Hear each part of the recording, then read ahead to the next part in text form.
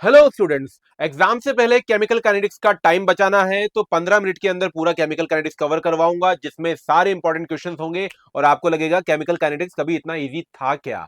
चलो स्टार्ट करते हैं। तो बच्चों 15 मिनट में हम लोग केमिकल काइनेटिक्स कवर करेंगे, जिसमें इंपॉर्टेंट कॉन्सेप्ट हम देखेंगे, ट्रिक्स देखेंगे और कुछ इंपॉर्टेंट पीवाईक्यूज भी हम लोग देखेंगे। तो चलिए स्टार्ट करते हैं। तो सबसे पहली बात हमारे पास क्या है, जब भी क्वेश्चन बनेगा तो इस चैप्टर में सबसे पहले हमारे पास रेट ऑफ रिएक्शन के ऊपर क्वेश्चन बनने का चांस होता है, जिसमें N1A प्लस N2B से N3C प्लस N4D अगर कोई रिएक्शन है तो इसका रेट ऑफ रिएक्शन आप कैसे लिखते हैं, -1/N1 DA/dt, 1/N2 dB/dt, 1/N3 dC/dt और 1/N4 dD/dt। अब देखो बच्चों, इसमें कुछ इंपॉर्टेंट चीज ये होती है कि अगर मैं जैसे पूरा 1/N3 पूरा का पूरा 1/N3 dC/dt अगर लूंगा तो इसको तो मैं क्या बोलता हूं, रेट ऑफ रिएक्शन। लेकिन अगर मैंने केवल dC/dt लिया तो ये होगा rate of appearance of C। बोलने का मतलब ये है कि अगर आपने स्टोइकियोमेट्री के साथ लिया तभी वो क्या कहलाएगा, रेट ऑफ रिएक्शन। अगर स्टोइकियोमेट्री के बिना लिया तो बेटा वो इंडिविजुअल उसकी ही स्पीड कहलाएगी, रिएक्टेंट या प्रोडक्ट की। तो जैसे ही हो जाएगा rate of appearance of C, N1 के साथ लूंगा तो ये क्या बन रहा है, देखो रेट ऑफ रिएक्शन। लेकिन 1/N1 के बिना लूंगा तो ये क्या बन गया, केवल rate of disappearance of A. Disappearance word हम किसके लिए काम में लेते हैं, रिएक्टेंट के लिए, और अपीयरेंस वर्ड किसके लिए काम में लेते हैं, प्रोडक्ट के लिए। तो एक क्वेश्चन इसके ऊपर है बच्चों, जैसे N2 प्लस ट्राइस ऑफ H2 से ट्वाइस ऑफ अमोनिया, ये रिएक्शन मुझे दिया गया और इसमें बोल रहा है rate of appearance of ammonia 3 × 10⁻⁻² मोल पर लीटर सेकंड है। तो रेट ऑफ रिएक्शन बताइए और rate of disappearance of H2 बताइए। तो बच्चों इसमें अगर आप देखोगे, सबसे पहले अगर आप अच्छे से लिख ले तो -1/dN2/dt -1/3dH2/dt प्लस 1/2dNH3/dt, ये क्या होता है, रेट ऑफ रिएक्शन होता है। अब क्या दिया गया है आपको, आपको दिया गया है ROA ऑफ NH3, यानी आपको दिया गया है DNH3/dt, केवल इतना सा पार्ट आपको दिया गया है बच्चों, DNH3/dt। तो आपको अगर रेट ऑफ रिएक्शन निकालना है तो ROA ऑफ NH3 से केवल क्या मल्टीप्लाई करना है, 1/2। 1/2 जैसे मल्टीप्लाई करेंगे रेट ऑफ रिएक्शन हमारा आ जाएगा। ऐसे ही अगर वो बोल रहा है rate of disappearance of H2 बताइए, तो H2 का रेट ऑफ डिसअपीयरेंस बोलने का मतलब आपको केवल क्या चाहिए, DH2/dt। अब अगर केवल DH2/dt चाहिए, यानी ये वाला पार्ट चाहिए, तो 3 को कहां पहुंचा देंगे, इस तरफ पहुंचा देंगे। तो क्या हो जाएगा, 3/2 DNH3/dt। ऐसा क्वेश्चन बनने का चांस रहता है बच्चों, 2 से 3 बार नीट में आया है। ऐसे ही आगे बात करें तो अगर हमारे पास क्वेश्चन बनता है नीट में 2 से 3 बार, इसके ऊपर भी क्वेश्चन है, पीवाईक्यू उठाकर देखिएगा, रेट लॉ पता करने का क्वेश्चन। अब रेट लॉ पता करने का क्वेश्चन 3 तरह का बनता है। सबसे पहला बनता है भाई हमारे पास, जिसमें वो कंसंट्रेशन का चेंज दिखाएगा। किस तरह से, जैसे वो बोल देगा कि 2 रिएक्टेंट्स है भाई हमारे पास A और B, और इनका रेट लॉ हमने लिखा, rate is equals to K A⁻m और B⁻n। अब m और n ही हमको पता लगाना है अपना रेट लॉ लिखने के लिए। इसके अंदर अगर देखें, अगर उसने कहा if A alone was doubled rate becomes doubled, अगर उसने कहा केवल मैं ए को डबल कर रहा हूं और रेट भी डबल हो गई, तो बच्चों यहां पर लैंग्वेज को समझिएगा, रेट कितने गुना हो गई है, रेट हो गई है अपने 2 गुना, है ना। और आपने किसको किसको दुगना किया है, केवल ए को दुगना किया है, तो यहां पर क्या आएगा बेटा, 2⁻m आएगा, 2⁻m आएगा, क्योंकि ए को ही ट्वाइस किया है। तो 2⁻m, रेट कितने गुना हो गई 2, तो डायरेक्टली हमारा m क्या आ जाएगा 1। ऐसे ही अगर हमको बोला जाता है कि केवल b को हमने डबल किया लेकिन रेट क्या हो गई, 4 गुना हो गई, तो रेट 4 गुना हो गई, यानी इस रेट की जगह पर मैं क्या लिखूंगा, 4। और किसको दुगना किया आपने, आपने b को दुगना किया बच्चों, तो इसकी जगह क्या लिखेंगे, 2⁻n। 2⁻n, n जैसे सॉल्व करेंगे 2, हमारा पूरा रेट लॉ बन जाएगा। या एक क्वेश्चन इस तरह का भी बन सकता है, जिसमें if A alone was doubled, अगर केवल ए को ही मैंने डबल किया तो रेट हाफ हो गई, तो बेटा रेट जो भी हो गई उसको 1/2 लिख दिया मैंने, हाफ हो गई है रेट। और किसको डबल किया है, ए को डबल किया है, तो मैं क्या लिखूंगा, ए की पावर यानी 2⁻m लिखूंगा। सॉल्व करने पर m मेरा क्या आ जाएगा, -1 आ जाएगा। ऐसे ही अगर बोला जाता है B alone was doubled rate remains constant, यानी बी को हमने डबल किया, रेट कांस्टेंट। बच्चों जब भी कांस्टेंट लिखता है यहां पर 2 नहीं लिखना, यहां पर क्या लिखेंगे 1, क्योंकि रेट चेंज नहीं हो रही है, इसलिए यहां 1 आएगा। किसको डबल किया आपने, बी को डबल किया, यानी 2 की पावर क्या करेंगे हम, n करेंगे, तो n हमारा कितना आ जाएगा, 0। बच्चों ऐसा क्वेश्चन बना हुआ है, आप लोग पीवाईक्यू देखेंगे आपको पता लगेगा। अगला किस कैटेगरी का क्वेश्चन बनता है, अगर हमको रेट लॉ निकालना है कॉम्प्लेक्स या मल्टी स्टेप रिएक्शन का, जब भी हमको कॉम्प्लेक्स या मल्टी स्टेप रिएक्शन का रेट लॉ निकालना है, केवल 2 चीजें ध्यान में रखेंगे, ऑलवेज स्टार्ट विथ स्लो या आरडीएस स्टेप।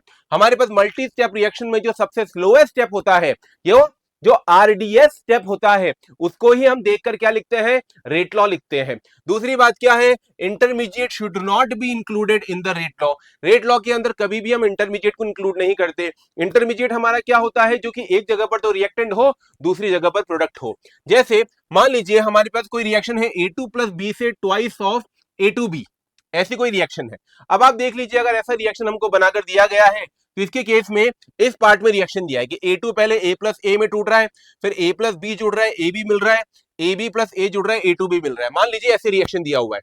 अब इसके अंदर ये वाली रिएक्शन को बोला है कि यार इसका केसी कांस्टेंट है, यानी ये रिएक्शन कैसी है, हमारी रिवर्सिबल रिएक्शन है। और सबसे स्लोएस्ट कौन सी है, ये सबसे स्लोएस्ट रिएक्शन है। तो बच्चों हमेशा रेट लॉ स्टार्ट किससे करना है, स्लोएस्ट रिएक्शन से स्टार्ट करना है। तो मैं क्या लिखूंगा, रेट इज इक्वल्स टू के कंसंट्रेशन ऑफ ए बी की पावर 1 और कंसंट्रेशन ऑफ ए की पावर 1। लेकिन रुकिए, ए बी यहां पर क्या है, रिएक्टेंट, ए बी यहां पर क्या है, प्रोडक्ट, तो ये क्या हो जाएगा, इंटरमीडिएट। और पॉइंट नंबर 2 बोलता है इंटरमीडिएट को कभी भी इंक्लूड नहीं करते बच्चों। तो यानी ए बी को मुझे क्या करना पड़ेगा, एलिमिनेट करना पड़ेगा। यहां से क्या लिखा मैंने, क्योंकि एक इक्विलिब्रियम रिएक्शन है तो केसी क्या लिख सकता हूं, ए बी की कंसंट्रेशन प्रोडक्ट अपॉन रिएक्टेंट की कंसंट्रेशन लिख सकता हूं।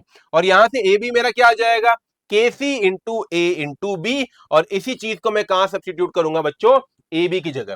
तो जैसे मैं ए बी की जगह सब्स्टिट्यूट करूंगा तो के और ये पूरा पार्ट हमारा ए बी की जगह आया है, और के इंटू के सी एक नया कांस्टेंट बन जाएगा, और हमारा रेट लॉ क्या बनेगा, ए स्क्वायर बी की पावर 1। तो जब भी मल्टी स्टेप आ रहा है, सिंगल स्टेप में तो कोई प्रॉब्लम ही नहीं है, मल्टी स्टेप जब भी आ रहा है तो ध्यान रखिएगा सबसे पहले टारगेट करेंगे स्लोएस्ट स्टेप को, और स्लोएस्ट स्टेप में हम एलिमिनेट करेंगे किसको, अपने इंटरमीडिएट को। अगली तरह का क्वेश्चन कौन सा बनता है, इस तरह का एक्सपेरिमेंट वाला क्वेश्चन बनता है बच्चों, जिसमें आपको वो डेटा दे देगा। अब ऐसे क्वेश्चन में बस आपको क्या करना है, ऑब्जर्व करना है, ध्यान देंगे, ऑब्जर्व करेंगे। तो हम अगर यहां से बोले तो हमने लिखा रेट इज इक्वल्स टू के ए की पावर m बी की पावर n। अब देखो बेटा, आपको हमेशा दो चीजों का रेशियो लेना पड़ेगा, जिसमें एक ए या बी में से एक चीज क्या हो रही है, कांस्टेंट। जैसे अगर मैंने 2, 1 और 4 का रेशियो लिया, 1 और 3 का रेशियो लिया, यहां से ध्यान से देखना, 1 और 3 का रेशियो लूंगा तो बेटा कौन कैंसिल आउट हो जाएगा, 1 और 3 में अपना 0.035 0.035 यानी बी कैंसिल आउट हो जाएगा। तो चेंज केवल कौन हो रहा है, ए चेंज हो रहा है। ए 1 से 3 में जाते हुए कितने गुना हो गया, 2 गुना हो गया, 12 का 24 2 गुना हो गया है। अगर ये 2 गुना हो गया है तो रिएक्शन की स्पीड कितने गुना हो गई है, रिएक्शन एज इट इज है। तो इसको कैसे रीड करोगे कि ए को अगर दुगना किया, रिएक्शन के ऊपर कोई भी चेंज नहीं आया, यानी ए क्या है बेटा, जीरो ऑर्डर। अभी तो सिखाया ए क्या होगा, जीरो ऑर्डर। वहीं अगर आप देखिए, आपने सेकंड और थर्ड को अगर चूज किया होता, इस ट्रिक को लेना, सेकंड और थर्ड को चूज किया होता, क्यों, क्योंकि बेटा अब की बार मैं ए को कैंसिल करना चाहूंगा, एक बार बी को कैंसिल कर लिया था। अब आप देखिए 0.0 से 0.035 हमारे पास क्या हो रहा है बेटा, 0.024 0.024 ये तो कैंसिल आउट हो गया। आपने यहां से यहां जाते हुए क्या किया, 0.035 से 0.07 जा रहे हो, तो आपने यानी बी को कितना किया है, दुगना। बी को अगर दुगना किया है तो बेटा यहां से यहां जाते हुए हमारी रिएक्शन स्पीड कितनी हो गई है, 8 गुना हो गई है। 8 का मतलब कितना हो गया, 2 की पावर 3। तो बेटा यहां दुगना किया तो क्या लिखोगे, 2 ट्वाइस हो गई। कंसंट्रेशन कितना हो गया, 2 की पावर कितना हो जाएगा हमारे पास, ये हो जाएगा 2 की पावर बी में कितना चढ़ाया आपने, n। और रिएक्शन की स्पीड कितनी होगी, 8 गुना, यानी 2 की पावर 3। तो हमारा n क्या आ जाएगा बच्चों, 3 आ जाएगा। यानी हमारे पास जो रेट लॉ बनेगा वो कौन सा बनेगा, रेट इज इक्वल टू के बी की पावर 3। बच्चों ये क्वेश्चन बहुत जल्दी से जल्दी शॉर्ट में करना है अपने को, तो ये तरीका बताया है आपको। आगे चलते हैं, नेक्स्ट अपने पास जीरो ऑर्डर रिएक्शन से रिलेटेड जो जो क्वेश्चंस बनते हैं सारे यहाँ चार्ट में हैं। स्टार्ट करते हैं। सबसे पहले आप क्या लिखेंगे, रेट इज इक्वल्स टू के ए की पावर 0। यानी हमारी जो रेट है वो कभी भी कंसंट्रेशन पर डिपेंड नहीं करेगी, ये स्ट्रेट लाइन आती है। जब भी हम रेट अगेंस्ट में कंसंट्रेशन ऑफ रिएक्टेंट बनाएंगे तो ये कैसा आएगा बच्चों, स्ट्रेट लाइन आएगा। ऐसे ही अगर आप देखेंगे यूनिट ऑफ रेट कांस्टेंट, तो रेट कांस्टेंट की यूनिट हम लोग कैसे बताते हैं, मोल पर लीटर की power 1 minus n second inverse. इससे मैं क्या बताता हूं भाई, रेट लॉ की अपना रेट कांस्टेंट की यूनिट बताता हूं। तो n आपने कितना रख लिया, 0, तो कितना आ जाएगा, मोल पर लीटर सेकंड इनवर्स, ये इसकी यूनिट होती है। ऐसे अगर इंटीग्रल फॉर्म देखेंगे तो इंटीग्रल फॉर्म इसका कितना आ जाता है बच्चों, A naught minus A T is equal to K T. तो ये है अपना इनिशियल कंसंट्रेशन ए नॉट, ये है फाइनल कंसंट्रेशन, और के क्या है, रेट कांस्टेंट, और टी कितना टाइम हो चुका है रिएक्शन को। तो अगर आप देखें ए नॉट तो कांस्टेंट होता है ना, अरे इनिशियली आपने जो ले लिया वो ले लिया, धीरे धीरे रिएक्शन के साथ जैसे जैसे रिएक्शन आगे बढ़ती है क्या चेंज होता जाता है, एटी चेंज होता जाता है। यानी अगर मैं ग्राफ बनाऊंगा इनिशियल कंसंट्रेशन इसके अगेंस्ट में, इनिशियल कंसंट्रेशन अगेंस्ट में टाइम, तो आप देखेंगे जितना ज्यादा आप इनिशियल कंसंट्रेशन लेंगे उतना ज्यादा आपको टाइम लगेगा। यानी ये ग्राफ कैसा बनेगा बेटा, स्ट्रेट लाइन बनेगा। ऐसे ही अगला आपके पास क्या क्वेश्चन आता है, हाफ लाइफ का। हाफ लाइफ का मतलब क्या होता है, जब हमारे पास 50% रिएक्शन खत्म हो गई है।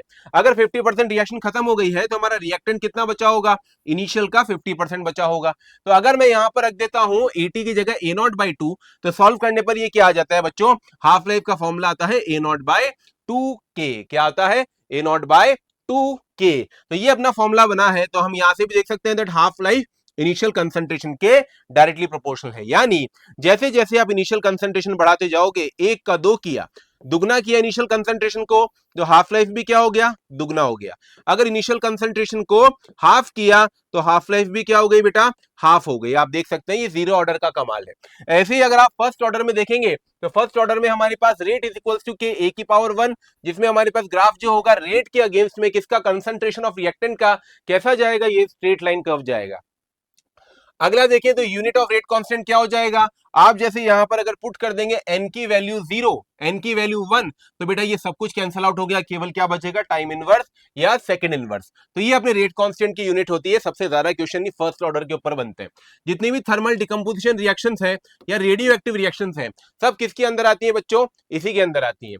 इंटीग्रल फॉर्म की बात करें तो इंटीग्रल फॉर्म में अपने पास क्या है, KT is equals to 2.303 log A naught by 80, या Ct is equal to C naught E की पावर माइनस के टी। दोनों एक ही इक्वेशन थे बेटा, एक दूसरे के फॉर्म है। यहाँ पर एटी जो है वो ये एटी ही है, और ये ए नॉट जो है ये वो ए नॉट ही है।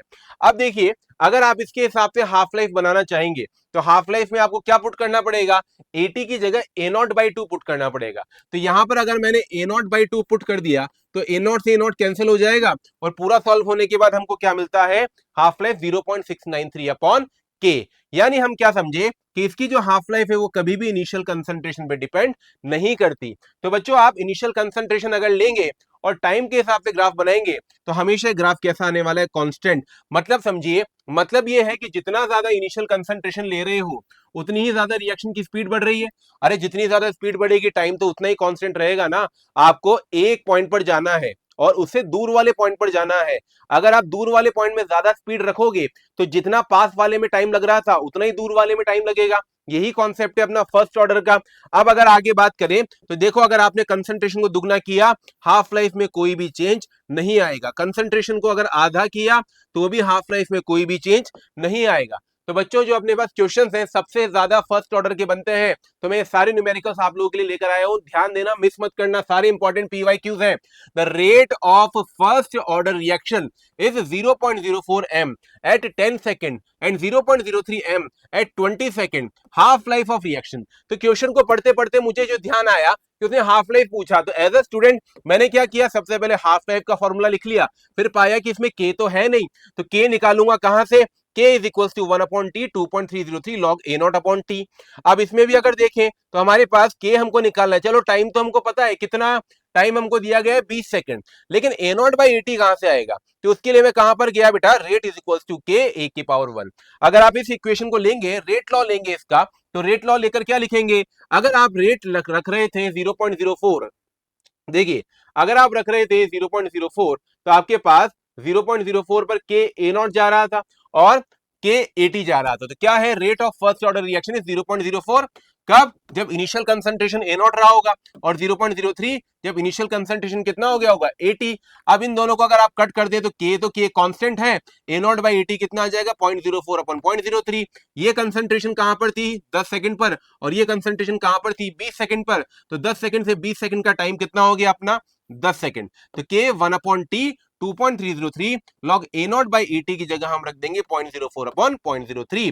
तो यहां से हमारा के आ जाएगा, और के आ जाएगा तो हमारा हाफ लाइफ भी आ जाएगा बच्चों। तो एक इंपॉर्टेंट क्वेश्चन था जो आप लोगों के लिए लेकर आया हूं। शॉर्ट में कैसे करना है आपको बताया है कि जब भी जो पूछा जाए पहले उसका फॉर्मूला लिखो, उसमें क्या मिसिंग है उसके पीछे पढ़ो। ऐसे ही अगला क्वेश्चन देखेंगे तो half life of a certain first order reaction is 138 second, time required for concentration to fall from 1.28 milligram per litre to 0.04 milligram per litre. बोला जा रहा है कि हमारे पास हाफ लाइफ जो है वो 1.28 हाफ लाइफ जो है फर्स्ट ऑर्डर रिएक्शन की वो 138 सेकंड्स है, और हम इतना टाइम जानना चाहते हैं जिसमें 1.28 से कितना ड्रॉप हो जाए 0.04। तो बच्चों अगर पहली हाफ लाइफ निकलेगी तो 1.28 से कितना गिरेगा 0.64, अगली हाफ लाइफ निकली तो ये 0.64 से कितना गिरेगा 0.32, अगली हाफ लाइफ निकली तो 0.32 से कितना गिरा 0.16, और इससे अगली हाफ लाइफ निकली तो 0.16 से कितना गिरा 0.08, इससे अगली हाफ लाइफ निकली तो ये क्या होगा 0.08 से 0.04 जो हमको चाहिए। तो अब आप देखिए बेटा फर्स्ट ऑर्डर रिएक्शन है, तो फर्स्ट ऑर्डर रिएक्शन में हमेशा हाफ लाइफ क्या रहती है कांस्टेंट, तो कुल टाइम कितना लग जाएगा 1 2 3 4 5, 5 इंटू हाफ लाइफ, राइट। तो हमारा आंसर क्या हो जाएगा 5 इंटू 138 सेकेंड यानी 690 सेकेंड, ये भी PYQ है बच्चों। अगला question, a first order reaction get 75% completed in 4 hours, then time required to complete 87.5% reaction. तो बेटा इसके लिए भी एक इंपॉर्टेंट अपने पास रिलेशन है जो रिवाइज कर लेना चाहिए, दैट T 87.5% जो होता है वो 3 गुना होता है हाफ लाइफ का, और T 75% जो होता है वो होता है ट्वाइस होता है हाफ लाइफ का।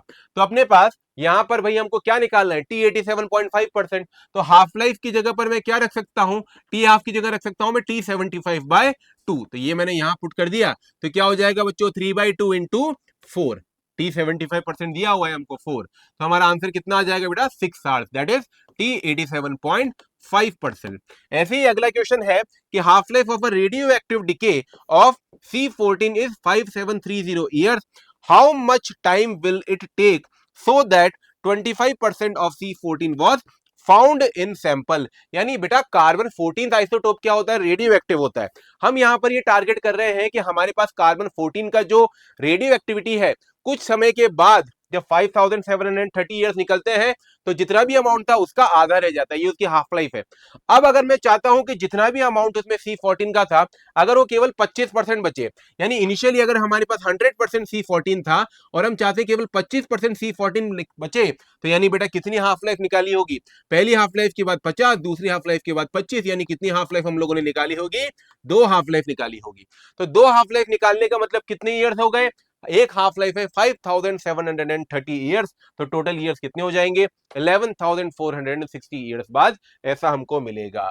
आगे चलते हैं बच्चों, नेक्स्ट क्वेश्चन है फर्स्ट ऑर्डर गैसियस रिएक्शन, इसमें आप लोग काफी ज्यादा स्ट्रगल करते हैं, इसमें सीख लीजिएगा अच्छे से देखिएगा। अब इसमें क्या बोला गया है कि ए गैस है जो कि 2B गैस और C गैस में डिकम्पोज हो रही है, इनिशियल प्रेशर कंटेनर का दिया है हमको P0, और आफ्टर पासिंग 20 सेकंड 20 सेकंड निकलने के बाद कंटेनर का प्रेशर जो है वो P हो गया, तो रेट कांस्टेंट क्या होगा। तो बच्चों ऐसा क्वेश्चन जब भी आ रहा है तो सबसे पहले शांति के साथ रिएक्शन लिखिए। अब इनिशियल प्रेशर जो होगा वो तो केवल रिएक्टेंट का होगा ना, क्योंकि इनिशियली अपने पास B और C तो होंगे नहीं। अब ये जो रिएक्टेंट होगा ये कुछ टाइम बाद क्या हुआ होगा 20 सेकंड में कुछ x मोल्स टूटा, तो बेटा अगर ये 1 मोल रिएक्ट करता है तो ये 2 मोल बनता है, ये x मोल टूटा तो ये 2x बनेगा, ये 1 मोल रिएक्ट करता है तो ये 1 मोल बनता है, ये x मोल टूटा तो ये भी x बनेगा। बोलो क्लियर। अब देखो बेटा ये इनके गैस के प्रेशर आ चुके हैं, उन्होंने कहा कि 20 सेकंड पर टोटल प्रेशर कितना है P है, तो बेटा इन तीनों को ऐड कर दूंगा तो मेरा क्या आ जाएगा total pressure P0 plus 2x आ जाएगा, यानी x कितना हो जाएगा अपना P0 माइनस P/2। लेकिन उन्होंने क्या पूछा रेट कांस्टेंट, क्या लिखते हैं हम 2.303 अपॉन T, टाइम कितना लगा 20 सेकंड, लॉग P0 यानी इनिशियल प्रेशर अपॉन में PT यानी final pressure P0 minus x की जगह पर ये पुट करेंगे तो अपना आंसर पूरा खुलकर आ जाएगा। तो ऐसा क्वेश्चन बेटा 2 से 3 बार, वापस में बोल रहा हूं 2 से 3 बार इसलिए बार बार बोल रहा हूं क्योंकि सभी क्वेश्चन बार बार पूछे जा रहे हैं। अपना लास्ट टॉपिक है इफेक्ट ऑफ टेम्परेचर। जब भी हम टेम्परेचर बढ़ाते हैं तो बेटा कोलिजन्स बढ़ते हैं, और कोलिजन्स बढ़ने की वजह से रिएक्शन की स्पीड भी क्या होती है बढ़ती जाती है। तो सबसे पहली चीज as the temperature increase rate of reaction increase by a factor of 2 to 3 times. Rate of reaction जो होती है वो दुगनी या 3 गुनी हो जाती है जब भी हम 10 डिग्री सेल्सियस टेम्परेचर बढ़ाते हैं। जब भी 10 डिग्री सेल्सियस टेम्परेचर बढ़ेगा रिएक्शन की स्पीड 2 गुना या 3 गुना हो जाती है। अगर कुछ नहीं बोला गया तो 2 गुना तो हम मानते ही मानते हैं। तो बेटा अगर हमारे पास रेट कांस्टेंट है T2 टेम्परेचर पर, रेट कांस्टेंट है T1 टेम्परेचर पर, तो ये शॉर्ट ट्रिक काम में ले सकते हैं कि रिएक्शन कितने गुना हो गई होगी, रिएक्शन हो गई होगी 2 की पावर T2 माइनस T1/10। ऐसे ही हमारे पास सक्सेसफुल अगर केमिकल रिएक्शन करवाना है तो इफेक्टिव कोलिजन होना चाहिए और दोनों मॉलिक्यूल्स का ओरिएंटेशन बराबर होना चाहिए। अगला आरडीएस इक्वेशन है बेटा टेम्परेचर के अंदर K is equal to A E की power minus E A by R T. A अपना एक्टिवेशन एनर्जी होता है, ए अपना फ्रीक्वेंसी फैक्टर कहलाता है और K अपना रेट कांस्टेंट कहलाता है। अब जैसे अपने पास आरडीएस इक्वेशन के हिसाब से ग्राफ दिया हुआ है बेटा, जितने स्टेप की रिएक्शन होगी उतने ग्राफ के अंदर पीक्स आएंगे, पहाड़ उतने बनेंगे। तो जैसे इसमें हमारे पास 3 पहाड़ बन रहे हैं। जो सबसे ऊंचा पहाड़ होता है वो क्या होता है अपना आरडीएस स्टेप, वो क्या होता है अपना स्लोएस्ट स्टेप। तो बेटा जो सबसे नीचा पहाड़ होता है वो क्या होता है हमारा फास्टेस्ट स्टेप। तो ग्राफ के ऊपर बेटा 2 बार क्वेश्चन बनाए अब तक, अपने को ध्यान रखना है कि भाई जितने पहाड़ उतने स्टेप की रिएक्शन, जितना ऊंचा पहाड़ उतनी स्लोएस्ट रिएक्शन, क्योंकि उतना ही ज्यादा एक्टिवेशन एनर्जी डिमांड करेगा ना, यही पार्ट तो एक्टिवेशन एनर्जी है। ठीक है, तो जितना ज्यादा एक्टिवेशन एनर्जी डिमांड करेगा रिएक्शन उतनी स्लो होगी। तो एक्टिवेशन एनर्जी जितनी ज्यादा, रिएक्शन का रेट कांस्टेंट उतना कम, यानी रिएक्शन की स्पीड भी उतनी कम। या अगर इंथैल्पी निकालने का क्वेश्चन आए तो इंथैल्पी क्या होगा, प्रोडक्ट माइनस रिएक्टेंट की इंथैल्पी, या फॉरवर्ड रेट कांस्टेंट, फॉरवर्ड मतलब जैसे रिएक्टेंट के रेस्पेक्ट में rate constant minus backward, backward यानी प्रोडक्ट के रेस्पेक्ट में रेट कांस्टेंट। तो forward minus backward rate constant अपना क्या होगा, एक्टिवेशन एनर्जी अपना क्या होगा, डेल्टा एच। अगर हमको 2 टेम्परेचर दिए गए हो कभी और 2 रेट कांस्टेंट दिए गए हो तो बेटा ये वाली इक्वेशन लगेगी log k1 upon k2 is equal to ea upon 2.303 r 1 upon t1 minus 1 upon t2। ये अपने को ध्यान में रखना है बच्चों। तो k1 अपॉन k2 है यहाँ पर, तो ये इसको k2 बाई अगर k1 हम कर दें तो यहाँ पर फिर ये इक्वेशन सही हो जाएगी, k2 by k1 1 upon t1 minus 1 upon t2। चलिए क्वेश्चन देख चलते हैं बच्चों, लास्ट क्वेश्चन है, ध्यान दीजिएगा। क्वेश्चन में बोला जा रहा है on increasing temperature from 200 kelvin to 220 kelvin, rate of reaction A increase 3 times, rate of reaction B increase by 9 times, correct relation between EA of A and B is.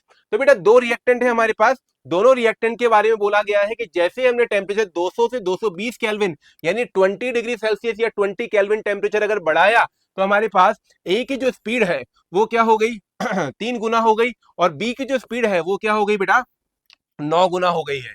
यानी अगर ए का पुराना रेट कांस्टेंट था के, तो अब temperature बढ़ाने के बाद वो कितना हो गया होगा 3k, और बी का पुराना रेट कांस्टेंट था अगर के, तो टेम्परेचर बढ़ाने के बाद वो कितना हो गया होगा 9k। अब कह रहा है करेक्ट रिलेशन क्या होगा एक्टिवेशन एनर्जी ए और बी में। तो बेटा इस क्वेश्चन के अंदर मुझे 2 तरह के टेम्परेचर दिख रहे हैं, 2 तरह के रेट कांस्टेंट दिख रहे हैं। तो ज्यादा बढ़िया क्या है कि हम log k2 बाई k1 ये upon 2.303 R 1 upon t1 minus 1 upon t2 लगा ले। तो अब अगर आप ए के हिसाब से लगाओगे तो log k2 by k1, temperature change तो सेम है ना, तो ये कैंसल आउट हो जाएगा। 2.303 आर भी सेम है, ये भी कैंसल आउट हो जाएगा। अपना बचेगा क्या EA और log k2 बाई k1, ये तो दोनों में सेम रहेगा ना ऊपर नीचे, तो ये कट जाएगा। अपना 2.303 आर भी कट जाएगा, तो log k2 by k1 is equal to EA बचेगा। तो log k2 by k1 for A is equal to EA of A, log k2 by k1 of B is equal to EA of B। तो बच्चों इसमें हम values put करेंगे, k2 by k1 कितने गुना हो गया 3 गुना, ठीक है, और ये कितने गुना हो गया 9 गुना। तो अपना रिलेशन क्या आ जाएगा thrice of EA A EA of B। Okay, तो बच्चों ये सारे क्वेश्चन देखकर जाना, इसके अंदर ऑलमोस्ट 90% PYQ कवर हो गए। आप ये मत सोचना कि सर आपने तो इतने से क्वेश्चन करवाए, बेटा सेम टाइप के क्वेश्चन बार बार रिपीट हो रहे हैं। तो जो सबसे ज्यादा टफ वाले क्वेश्चन थे जिनसे ज्यादा कॉन्सेप्ट समझ में आ रहे थे वो मैंने इसके अंदर लिए हैं। इस सारी चीज को देखेंगे तो डेफिनेटली आपका केमिकल काइनेटिक्स में ज्यादा कुछ आपको करने की नीड नहीं है। छोटे मोटे कॉन्सेप्ट जो आप ब्रश कर सकते हैं वो इस वीडियो से कर सकते हैं। Thank you.